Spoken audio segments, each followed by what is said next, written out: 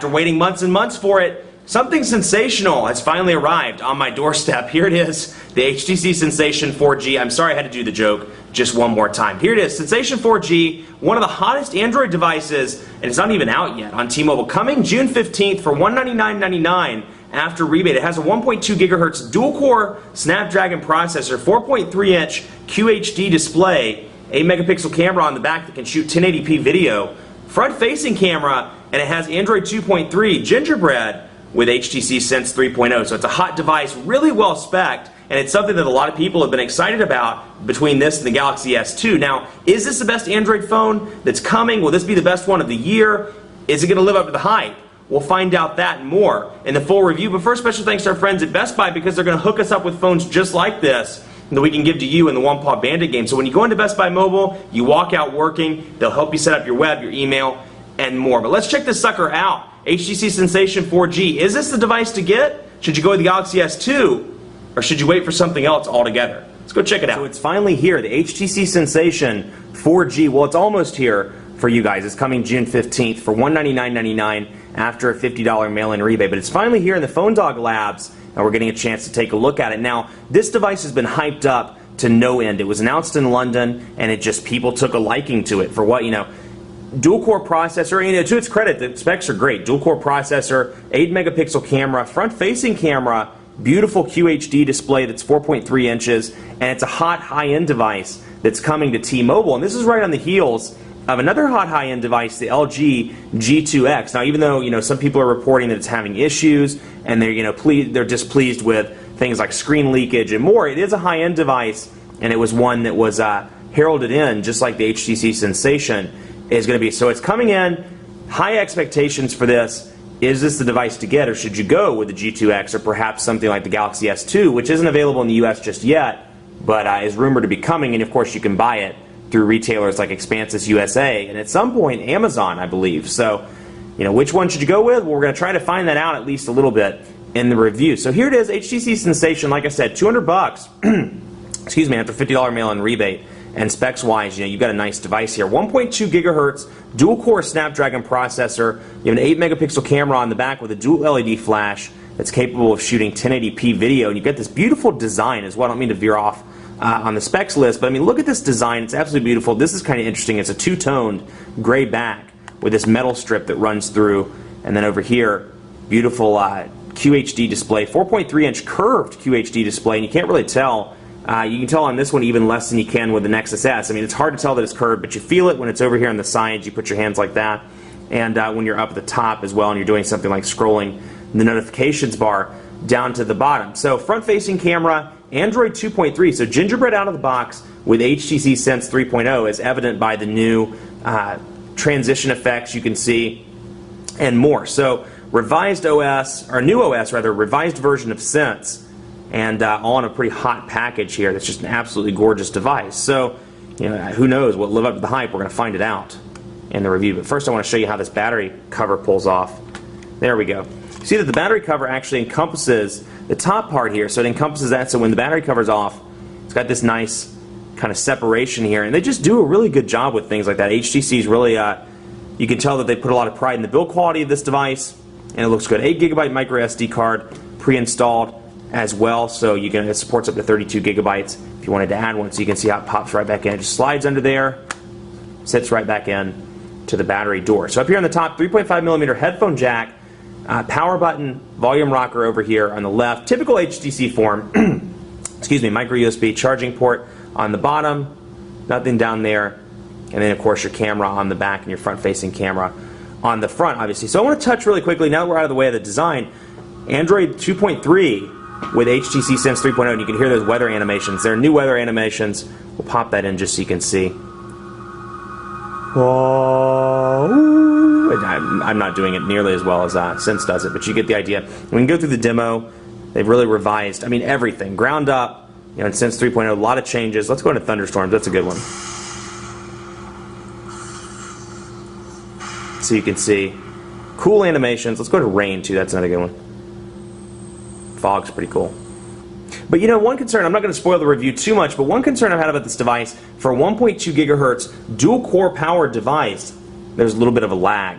and that's evident when you're doing certain things. So you look at that versus a Galaxy S2 or a G2X, they don't have any lag, and that presents a case to go with something else as opposed to this. So not saying that this isn't a great device, but I have been a little bit just mildly disappointed. So it comes with Android 2.3, Gingerbread, like I said, with Sense 3.0, and you see a lot of changes, not only in Gingerbread, but it's really masked by Sense 3.0. So a lot of changes in Sense 3.0. One you're seeing right now, the transition between the various home screens. So you still have 7 home screens, but you'll see a lot of little differences, like how the screens fade in and fade out, how they're flipping around like that as opposed to just coming in. Click back on that.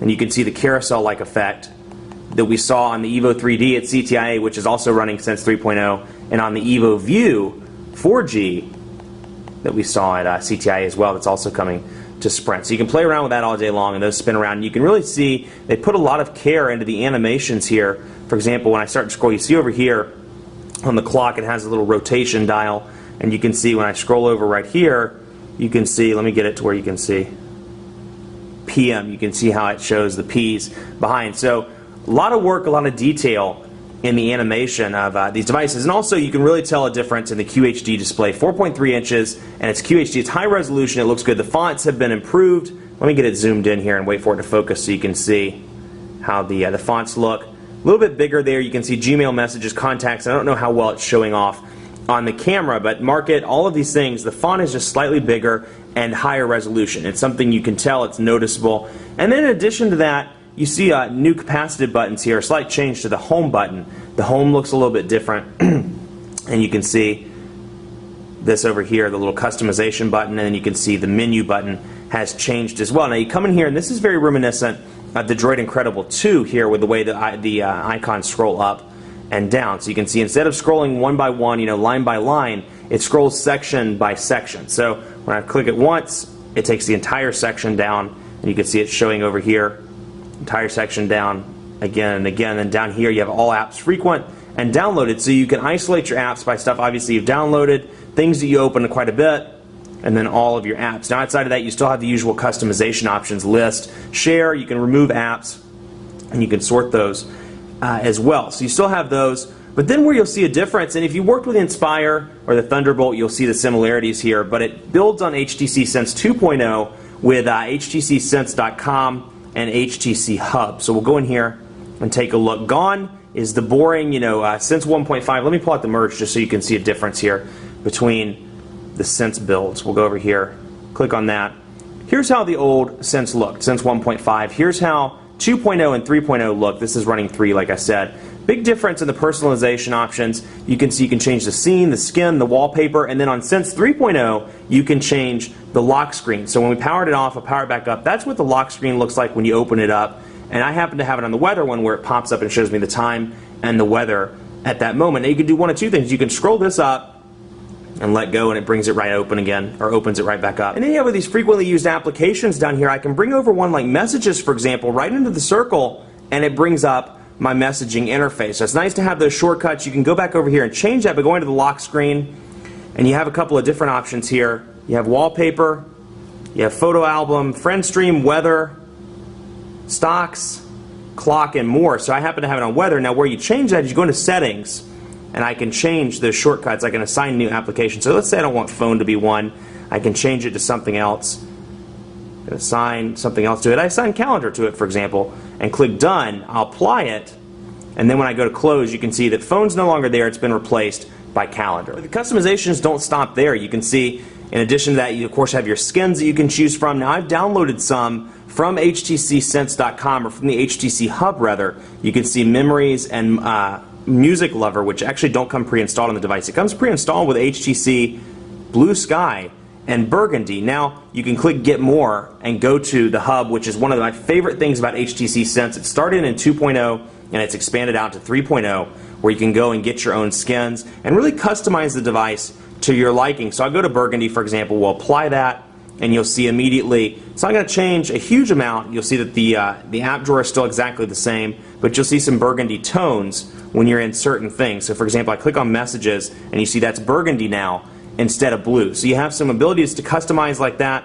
I can go in here, change the wallpaper. We'll go to HTC Wallpapers and bring up Again, I downloaded those two. So let's go to one of the stock wallpapers, and we'll make it, no, let's say, oh, that one looks fun. We'll make that one it. Apply that, and we're back in business. So actually, I don't like that at all, but we'll change that in just a second. But you see, a lot of customization options on this. They've really done a good job of preserving that from Sense 2.0 to Sense 3.0. Now, pre-installed on this device, you have a couple of T-Mobile apps. You have Highlight. There's HTC Hub, just like I was talking about. You have Lookout pre-installed. T-Mobile's My Account, My Device.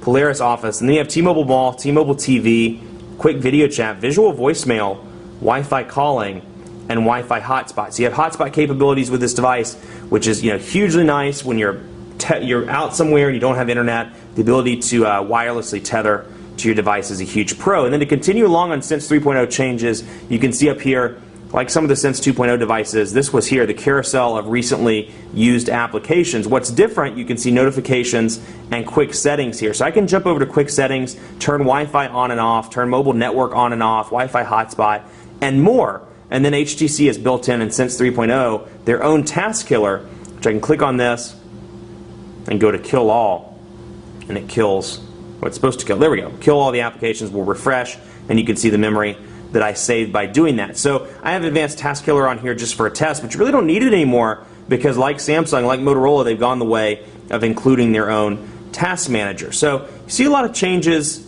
with Sense 3.0. I think they're mostly good changes. It's going to be a love-hate thing. You may not like the carousel, for example, but hey, it's on there. So let's take a look at the widgets as well. Same HTC widgets, and one thing I've always liked about HTC, first of all, their widgets are absolutely beautiful in most cases. Second of all, they give you the ability to choose select sizes of the widget. So if you want a big one, you can do a big one. If you want a small one, you can do a small one, etc. But also it preserves the Android widgets as well. So let's go down here, for example, and look at Calendar. So you'll see Calendar, there's two widgets. There's the HTC widget and the Android widget. Now the Android one's a pretty stock, kind of boring calendar widget. And see there with that removed, see how it's holding right there? That's kind of the lag that I'm talking about, or some of the little issues that I'm seeing. Or, we'll do, I've got one, for example, we'll bring Twitter out here. And it's not doing it as bad right now, but you can really see it at certain points depending on what you're doing. So we'll bring this back up anyway, back to the calendar like I was talking about, and we'll go to HTC. Now within the calendar on HTC, you have several different widgets to choose from. You have this big monthly widget, you have an agenda widget, or you have the small one as well. So then from there I can take that, put it right on the desktop, and it's just nice to have that ability to not only choose from different sizes of widgets, but HTC's done a great job through all of the builds of Sense, 2.0 and 3.0 in particular, of making them really customizable. So each user has their own flavor, their own colors they want to put on their device, and with HTC they really have made that happen. Now let's go into the internet and take a look, into the inner tubes, and take a look at phonedog.com, take a look at pinch to zoom, things like that. Now not a lot of changes here. You can see that Windows, still very similar. If I want to open up a second window, I bring it right up, and then I can go right back to PhoneDog using this nice colorful graphic. I mean, it's very nice as opposed to stock Android where it's just text, and that page is loading right up on T-Mobile's 4G connection. So we'll see there. 1,520 milliamp hour battery. We'll talk a little bit more about that later on in the video. But battery life's been kind of disappointing, but we'll go over that later. So you can see pinch to zoom, very, very fast, little to no lag whatsoever. And let's go up here. You can see that the flash advertisements are over here running. Maybe a little bit of lag there, but nothing to write home about. Definitely a fast device. And of course, you can use it in portrait or in landscape, which I've turned landscape off because if you watch my videos, you know that I don't care for landscape. So let's go back in here and kill that. Actually, not kill it. Let's turn it back on. Auto rotate screen. Ba-bam! Internet, let's do this. There we go. Pinch to zoom. Landscape throws it right over into landscape. You see that big flash advertisement up there on the top. It pops up. And then we can zoom in. So all in all, pretty reasonable, pretty fast.